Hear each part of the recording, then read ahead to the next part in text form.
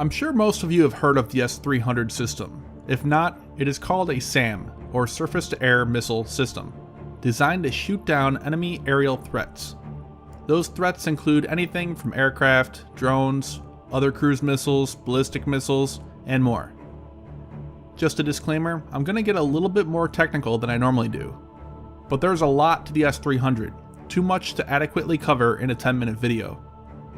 A brief history, going back to the Cold War, the Soviet Union faced a ginormous threat from NATO bombers and aircraft, especially considering Moscow was relatively close to the front lines in the event of a war, compared to Washington, D.C., located half a world away. An emphasis was put on protecting their forces and homeland from attack by the air.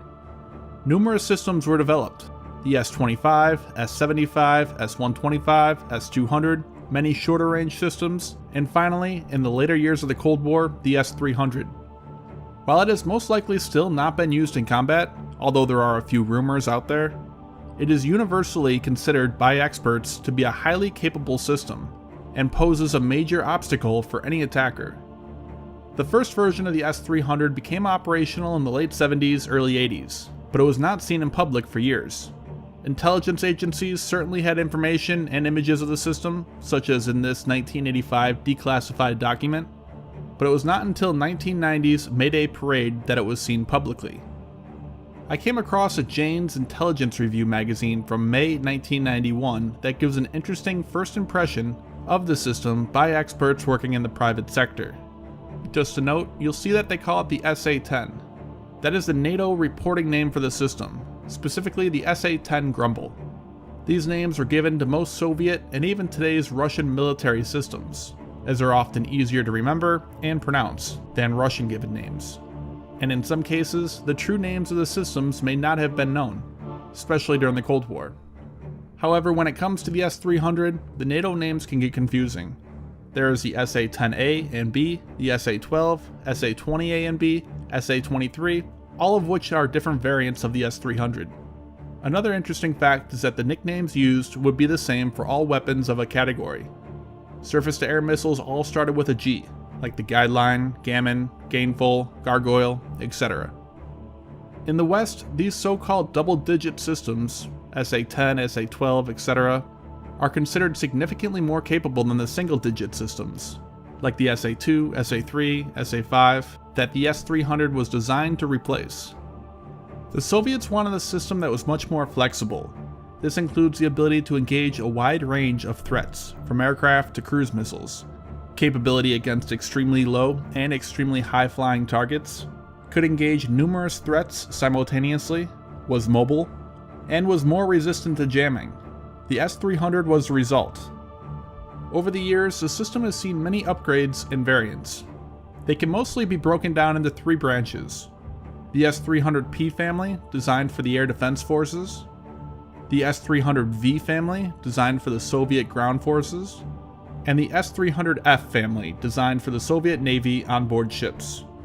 While each family and version may vary, they all have several things in common.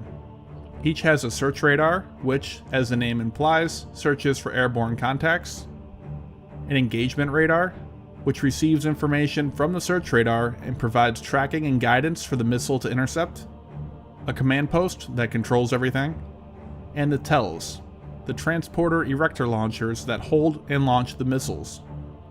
An S-300 site usually consists of one of each, except for the TELs. A site will usually consist of 6 to 8 of these TELs, depending on the variant and specific site.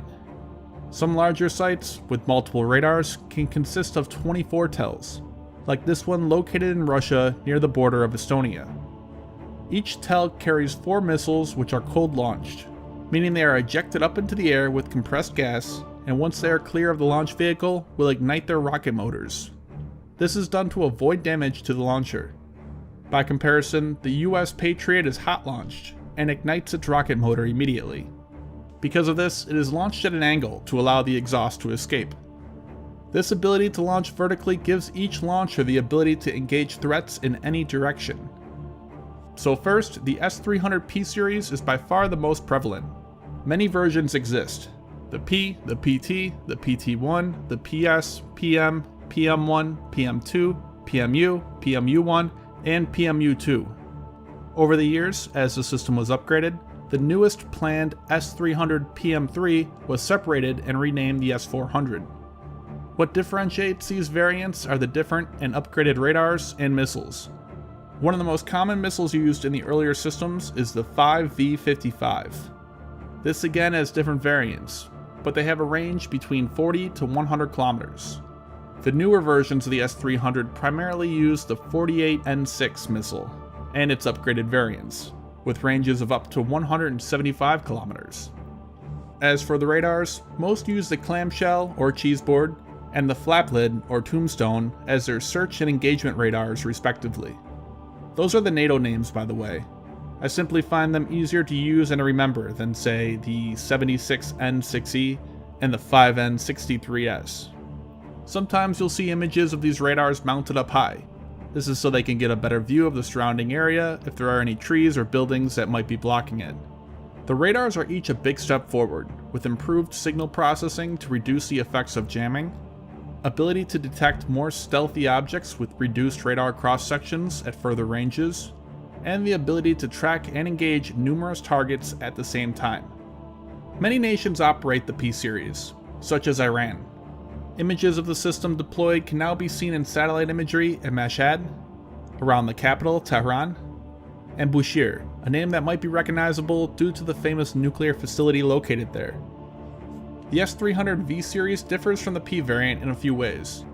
As it was designed for the Army, it is designed to be more mobile with the ability to travel over more difficult terrain, hence the treks. The system was actually originally designed and built by another company than the P series. It also originally focused more on defending against ballistic missiles with a special radar designed for that purpose. It also was designed to defend against aircraft and cruise missiles. Its main missiles are the 9M82 and 83, along with their upgrades, with ranges of up to 200 kilometers. Like the P-series, it has several variants. They are readily identifiable from the P-series with their missiles aligned linearly instead of on top of each other. The newest is the S-300 V4. This apparently is the version that Russia is giving to Syria, according at least to Russia Today, in the wake of the shoot-down of the Russian aircraft on the 18th of September. Although there have been reports that it will be the PMU-2.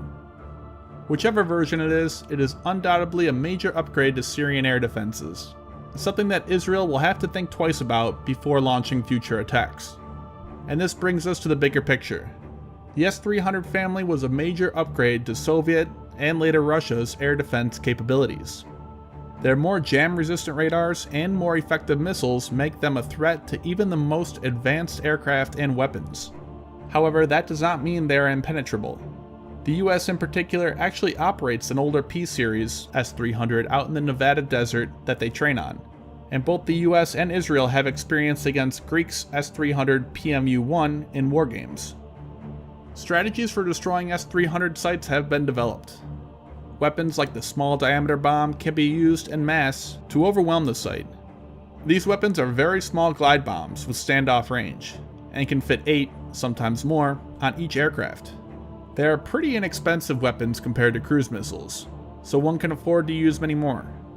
A group of 4 aircraft carrying 32 SDBs could take out the site.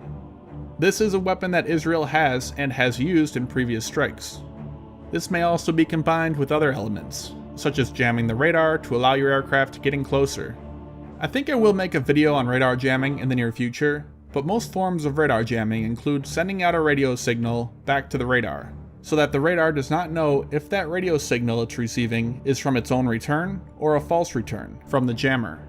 And since radar uses the timing of these radio waves to tell distance, if it is getting different returns at different times, it will not know where exactly the aircraft is.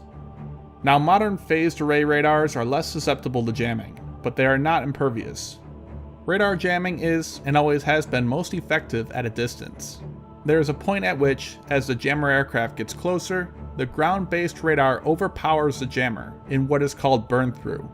So in the case of the S-300, one only has to be able to get within range of the 100-kilometer SDBs, fire them, and get out without the enemy being able to get a firing solution on your aircraft.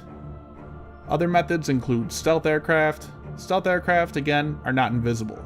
They can be detected. The purpose of them is to be detected at much shorter ranges. So this also would allow you to get within range of your weapons, and also shorten the enemy's reaction time. There are also more conventional methods, such as using decoys like the ITALD and the MALD, and anti-radiation missiles like HARM. So there are many methods to destroying these systems, but that is not to say that they are not a threat. The S-300 family of surface-to-air missile systems is a major upgrade over the so-called single-digit legacy systems, and the Western powers realize this. And real quick, I want to talk about Skillshare. Skillshare is an online learning community with thousands of classes in everything from design to business to technology that helps you learn cutting-edge skills. They teach you the skills you need to succeed in today's and the future's economy. In some cases, having those skills can be more valuable than having a college degree, and at a tiny fraction of the price. And with my link, you get 2 months free of unlimited classes. Sign up, try it out. If you don't like it, cancel. But make sure you use my link here so you get those 2 months free, and so they know that I sent you. The link is in the description.